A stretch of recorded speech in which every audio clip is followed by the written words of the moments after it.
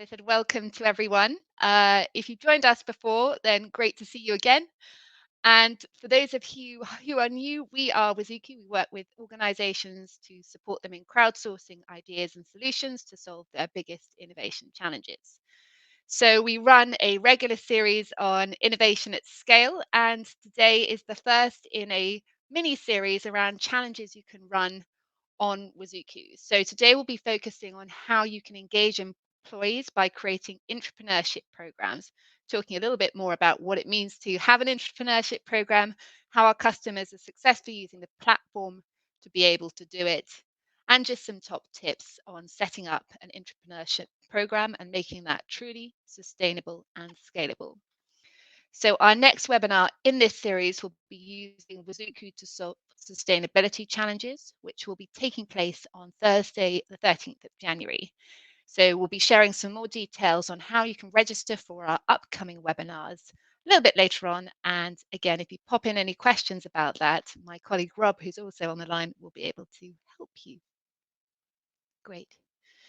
So, in terms of today's webinar, I'm just going to be starting by giving a quick introduction into Wazuki for those new faces on the line today and how we help organizations with their innovation, both with internal, so employees, as well as external audiences, before introducing how you can use Wazuku to manage your entrepreneurship program.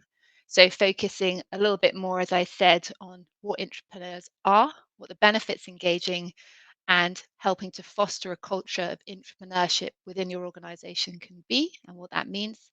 And then showing you in practice how a scheme like this is run on our platform, talking through the process, which we've got live with a number of our customers on actually how to select those new products and service ideas, develop those, and use your network of entrepreneurs to help develop those out so you can truly build some fantastic products and services. So, a little bit of an introduction into Wazuku. So, we are an enterprise innovation platform used by organizations across the globe to help them with their idea or solution sorting, ensuring that they can do that both with their internal audiences, so those working within the organization, such as employees, as well as external audiences, such as those in the ecosystem. So, we're often thinking about how can we innovate effectively with our customers, with our supply chain, with our partners, and even our open crowd. Our premise and what underpins our platform is a challenge driven methodology. So rather than just going out and asking for every and any idea, what we're looking to do is break down problems or opportunities into specific challenges which can be solved by our crowd, making it easier for your organization to actually capture those ideas which are going to be of value to you and helping develop those through. As well as this approach, our platform is very much underpinned by good metrics, reporting, and insights, allowing you and your organization to see your process end to end, what's working well, what are areas for improvement, and making that open and transparent to the rest of the organization. So, whether your employees are at home, they're in the office, we make it easy for you to truly engage those employees, those partners, those customers, or even our open crowd of problem solvers in a way to solve your most pressing problems and truly come out successful the other side.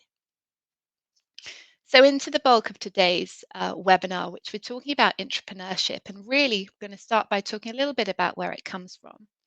So actually, I was reading a report when preparing for this webinar and thinking about why is it that entrepreneurship actually has taken such a hold in so many of the customers we're working with, and actually came across a report by Deloitte, which I'll share with you, which was saying that actually one of the problems that organizations have found themselves in is that they have failed to do that thing we've been talking about of being ambidextrous, both optimize their existing products, ways of working, but also harness true innovation. And this has led to their demise.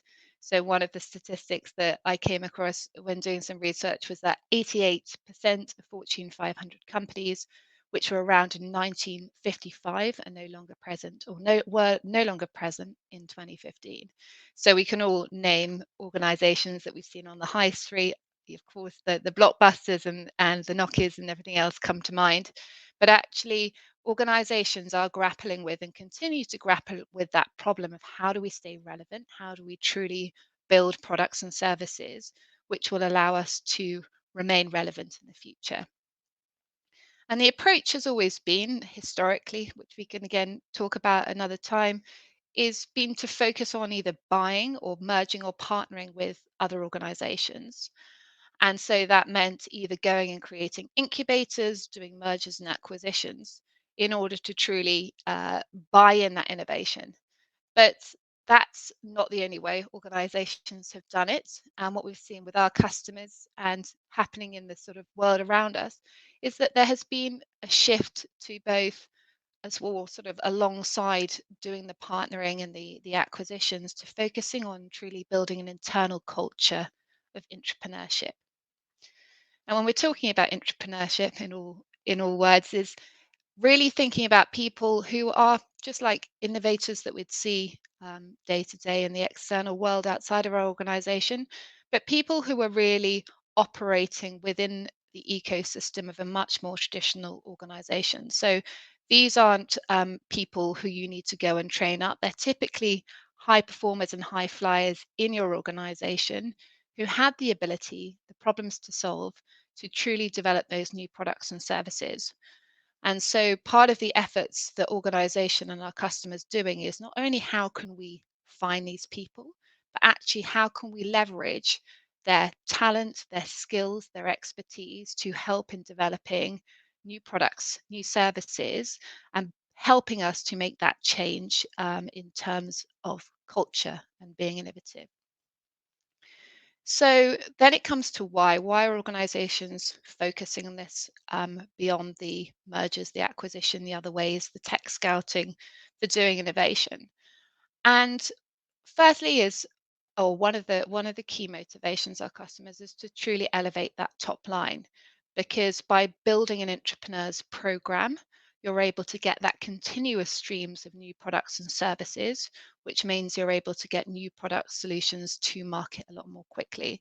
So that's one of the key ways in which, or incentives for organizations to truly start doing this.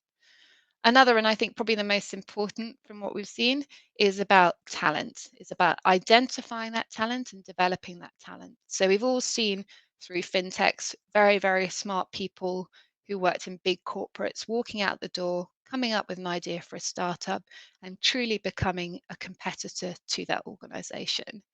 And there's lots of that happening because you've got great people with great minds who also truly understands the problems in that market and have the solution. It's just perhaps that they don't have the ability within their organization to do that. So these entrepreneurship programs are a really great way of helping to not only identify and develop that talent that they have in-house, but also retain it and keep those organizations really exciting to new employees. So it's a great way of engaging your future talent market and saying you don't need to necessarily run off and create your own startup. How about coming to work with us, understanding industry, getting experience, and perhaps doing your new product or service in a lot less of a risky way. Another key incentive for organizations to run these programs is also around culture. Often we have people coming to us saying that I've been tasked with building a culture of innovation. And we know that building a culture is actually something which is hard to do. It's fragile and it's also hard to evidence.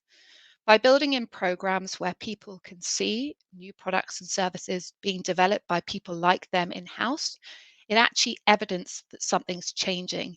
It evidences that the organization really takes innovation seriously and is willing to back people who are willing to invest in it. So, a great way to be able to showcase the fantastic things you have going on and to take your employees along with you.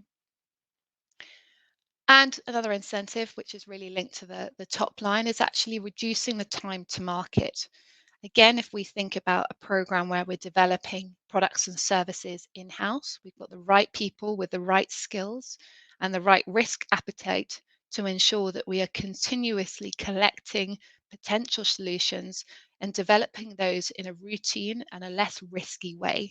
we think about the counterparts to that. So the scouting, the merging, those can in fact take quite a lot longer. So having these programs in place can actually help us in reducing the time to market. So that's all about the why organizations and why our customers are focusing on building these programs out. But what does that really mean in reality? And what are we actually seeing when it comes to building out those programs? So, first and foremost, when people are starting by just starting with putting in place a scheme where employees can come and suggest, develop, and be part of the implementation of an idea for a new product and service. So that starts with just creating a process and a method for capturing those ideas, selecting them, developing them, perhaps pitching them, and making that visible and transparent to the entire organization. What they're also doing alongside putting in place this scheme is actually giving people the opportunity to learn new innovation skills.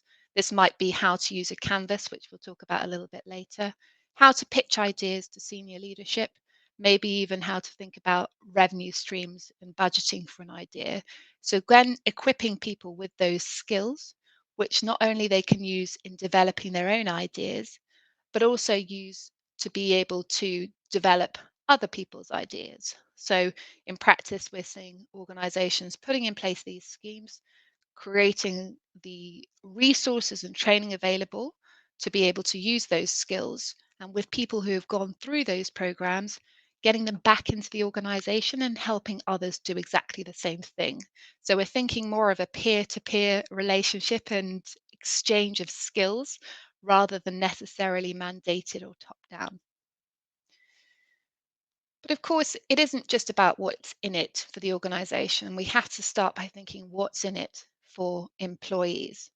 And I think there's two key things we can think about, and certainly when our customers are marketing this, and it's really around the skills and the career enhancements. So we all have training available to us in our organizations, but we often think, how can we allow our teams, our employees to get to the next level in their careers? And it's often by giving them experiences to do something new, to develop, to test out, and to take risks, to be able to try new things in a controlled environment, something that we often don't get the opportunity to do. So it's a great opportunity for people here to learn new skills, which is going to be valuable to them both today on their CV, but also for their job prospects moving forward.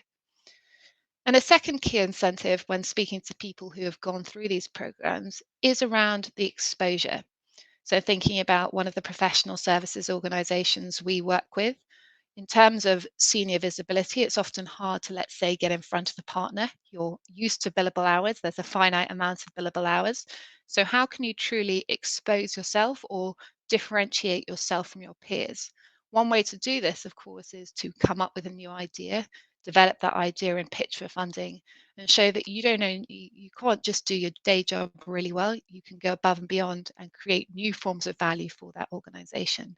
So when we're designing these programs, it's often good to think about, how can this truly align to our strategy and how can we help solve our problems and remain relevant, but also how are we truly investing and engaging our employees in a way which will allow them to excel in their careers today, but also take and move our organization to the next level.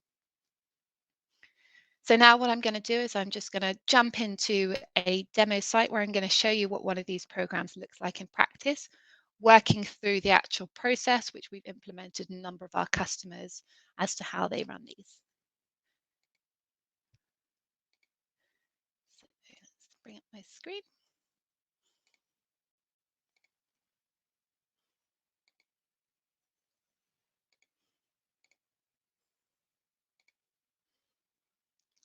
Lovely.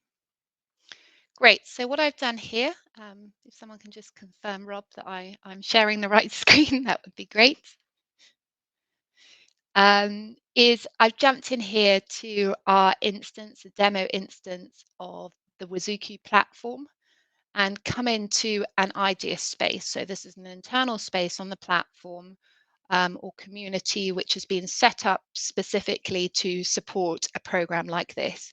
So What we're often seeing is organizations, as well as having divisional spaces so they can run challenges to specific divisions, may also choose to have an innovation lab or a space which is focused around entrepreneurial activities. And we've got one challenge here is around trend spotting, but what I'm going to talk through today is a new products or services challenge. And so I may be able to see a little bit more than you because I'm an administrator on this instance, and our end users coming in would typically be able to see just the ideas in the overview tab. But coming into the challenge, I can of course see the title, I can see the workflow, which is what we're going to be talking about in just a second, and just a bit of a brief as to what that challenge is about. So let's now talk about the process itself. So this, as I say, is a process that we've seen rolled out in a number of our customers to be able to support the continuous capture of new products and services and to train those high flyers, those entrepreneurs in actually taking an idea, designing it, designing a solution, pitching it to a senior panel, working on the implementation and taking it right through to completion. So, of course, every challenge starts with a submission point. And in most instances, our customers are starting off by asking a few high level questions. People want to know what the problem is that's been identified, the proposed solution or products that we're looking to be able to solve that problem, and how that solution will benefit the organization and the customer.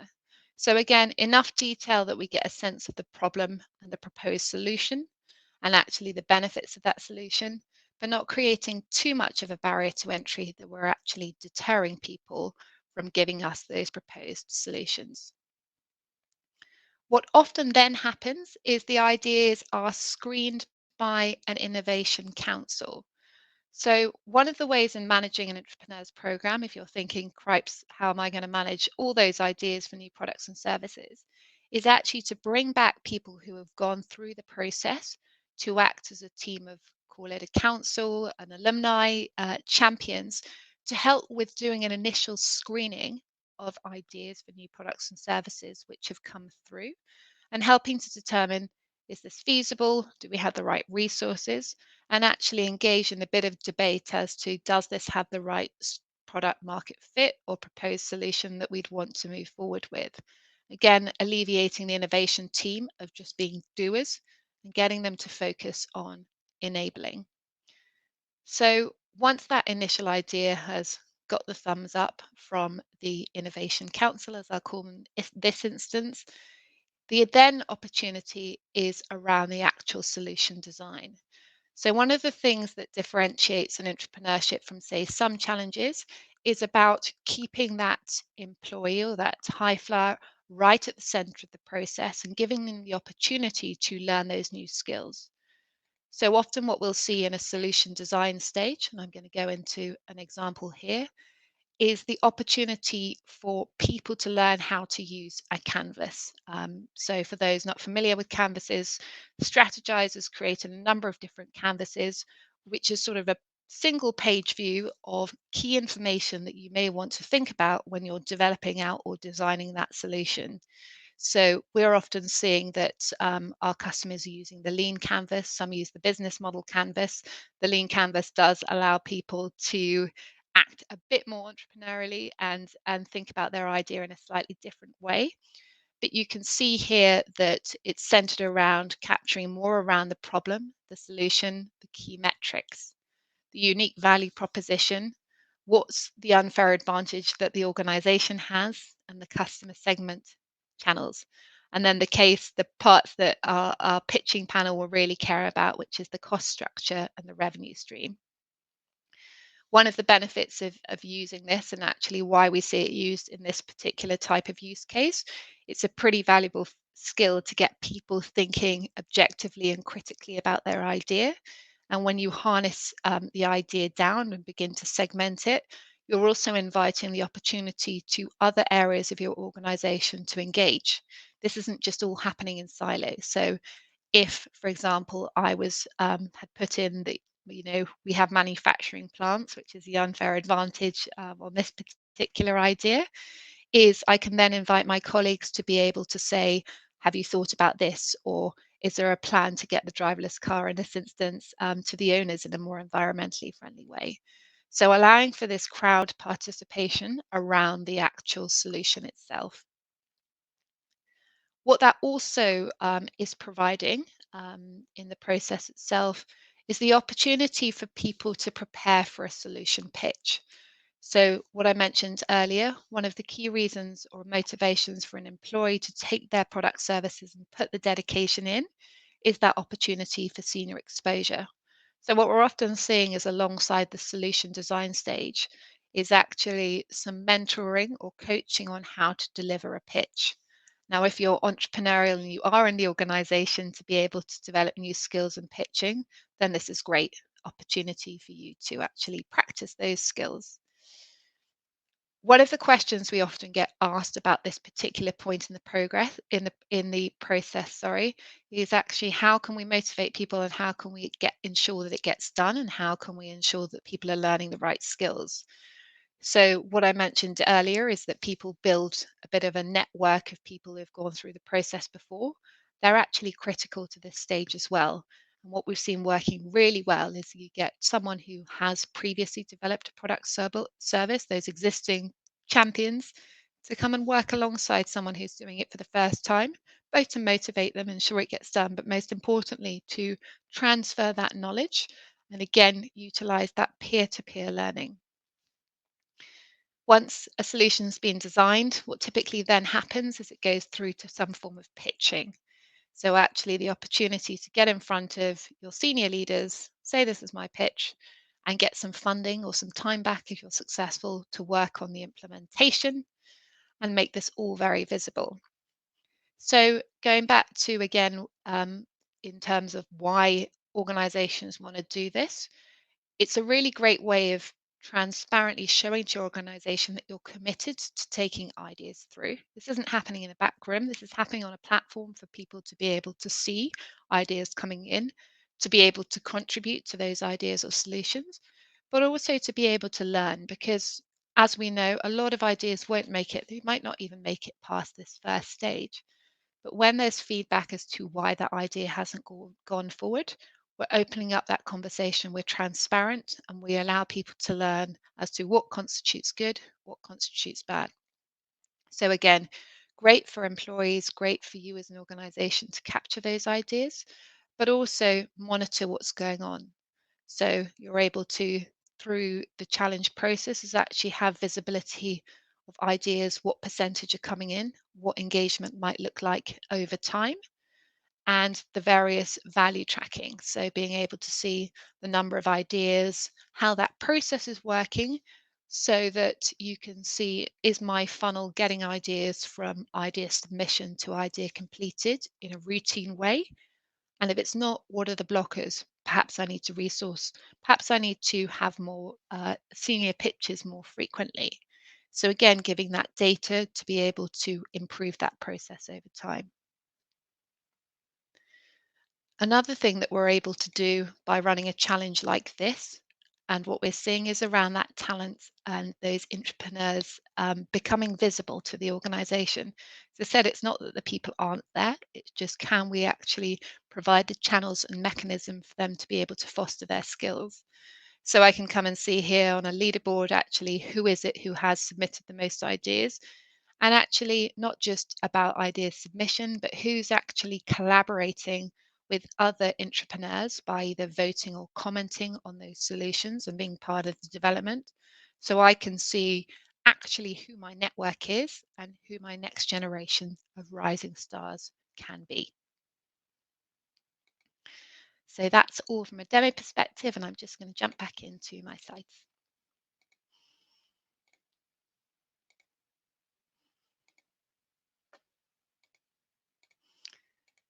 Lovely. So I've now shown you the why people run these types of schemes, how it's run on the platform. But just in terms of a bit of a summary, is as I've mentioned all along, a key part of this is about identifying and developing talent in house, making sure that that talent doesn't walk out the door and you've got an engaged workforce who are really developing those innovation skills. It's also a great way to align strategy with innovation practice. We're often seeing a lot of strategy around we need to do more innovation, but actually, in terms of having that visible and actually working, we want to really be able to bring those two together. And importantly, measure and communicate the benefits of of this innovation activity, both to businesses and to customers. So again, what we're seeing more on the customer to customer side is as organizations win contracts, they need to also be able to evidence that they're an innovative supplier, that they're building the right products and services to serve their customers. And actually, by having something like an entrepreneurship program, even if it's focused around a specific contract that you're delivering into, it gives you that transparency and the ability to communicate the benefits and the great things your organization are doing. And finally, really is about moving the needle on your culture of innovation. So, as I say, we've talked about it as quite a transient thing, and now it's really about actually evidencing that the organization can commit and is committed to seeing ideas through to fruition and putting the right resources and efforts behind it to investing in the people who know the problems of the customer and know the solutions and are able to develop those skills in house without having to leave the organization. So thanks very much. That was my overview of how you can use the Wazuki platform to engage entrepreneurs. And I'm going to be hosting a roundtable on this topic, bringing together a number of customers who have set up and are running successful entrepreneurship programs, along with a number of experts who work in this field. So if you'd like the opportunity to participate, please get in touch with me directly on b@wazuki.com. I'm sure we'll share more information, including the slides and the recording after this. If you'd like to speak to actual practitioners and find out firsthand about how to set this up and what the experience of our customers have been. So I'm going to pause recording, sorry, my sharing for a second and answer any questions that may have come through. And I can see that there are 4, which is great because I sometimes have to wait around for a question. Great. Okay, I'm going to start at the top with Shunning. You often get asked around IP. How do clients deal with IP rights? And can the platform support the IP processes? So if we're talking about an internal crowd, from a functionality perspective, we are able to support what we call a challenge specific agreement. So these are laying out the terms and conditions of that challenge to the person who chooses, so to your entrepreneur who's choosing to invest their idea in it. Now, the question with IP actually is an interesting one because again, it comes around to those incentives and motivations. What some organizations I've seen do, which is often great, is that they say if this does become profitable for us, then you'll become a shareholder. So this doesn't become a I'm giving away my idea, which is going to make me millions to the organization. It's more of contractual. So we're willing to invest in this to give you the skills to develop and the support to develop this idea through. And actually, as an output of that, you can become a shareholder. Even saw it in one organization where it did become a successful business, and that person then went on to run the business. So, great opportunity there. So, James, your question. So, um, apart from the incentive of a less risky environment to work in and increased visibility to senior management, are there any other incentives offers, such as financial reward, reduced workload, or perhaps less interesting and less time consuming tasks? So I sort of just touched on that on my previous comment is around financial incentives. So again, you might choose to make that employer what we see is a shareholder in that organization or take the opportunity to run it. I think it was Telefonica as well who took when running their program, they actually did the 10 Fridays. So they said you can have 10 Fridays to work specifically on this. So again, just alleviating someone's time to be able to do that. Um, and one from Davey. So, how do you recommend getting sponsorship or visibility from the exec team on selected ideas? So, I think this is part of so you saw the stage in the process, which was around the senior pitch, is actually if you can have execs coming in, sitting in on that pitch, at least having access to a recording, then that's really great way to get visibility. But again, if we're going to incentivize people, we want to get that executive team in front of the people who have been working on those ideas and give them the opportunity to pitch directly to it. Another thing I've seen work quite well actually is more of a end of year competition. So you may be continuously developing these products and services, and you might have an innovation day or an award where your idea creators can come in and pitch to senior leadership that way. Another responsibility isn't just about the owners being on the idea creator. As the program managers with these types of programs, another great thing to do is to use the data and make that visible. So actually, even if you're not necessarily getting your CEO to log into the platform, is just PDFs. These are the types of ideas that we've had in, and give those analytics or those dashboard views available so they can see the pipeline, see the benefits, and actually track and see some of those ideas across. And another question from Davey is, do you recommend having challenges like this always running, or should you narrow them down a bit? So again, that's quite interesting, and organisations have chosen to do it in different ways. Some keep this as a broad, open pipeline. I prefer that approach, but you've got to have some good governance in place. And I think that in order to keep a new products and services pipeline, you need to make sure that there are other channels to capture other types of ideas.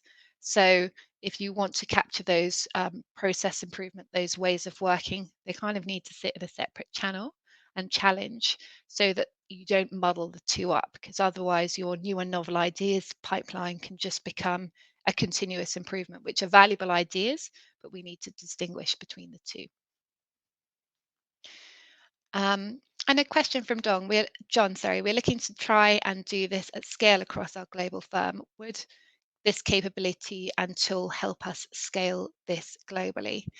So this is a great way of, as I engaging more employees. And in terms of the actual scaling question, you need to make sure as you scale this out, you're not putting too much onus on the innovation team.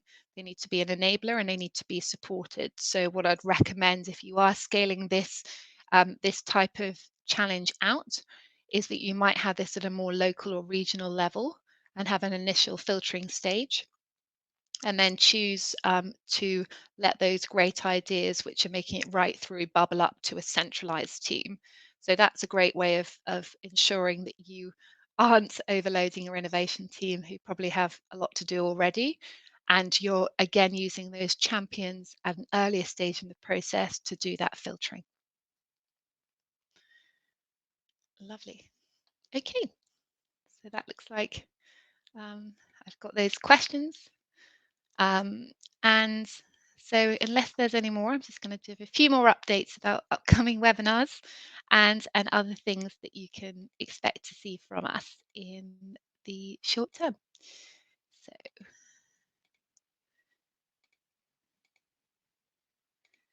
we should be able to now. Here we go. As I say, join us for a roundtable on this, but we've also got another couple of exciting webinars lined up. So, as I say, we're doing another one on this series of different challenges you can run on sustainability challenges, and we'll be running that on January the 13th. And we've also got coming up some highlights from our product team on what you can see on the product roadmap. So you can find out more. I'm sure Rob will share the link so you can register for upcoming webinars and see, and not only just register and see what's coming up, but access old webinars or previous webinars as well. If you'd like to see more from the product perspective, go to our website where you can request a demo. If you'd like to do that through me as well, then more than happy to support. So as I say, join us for more webinars in the new year. And thank you very much for joining today. And if I don't see you beforehand, a great happy holidays and a happy new year to you all. Many thanks. Bye.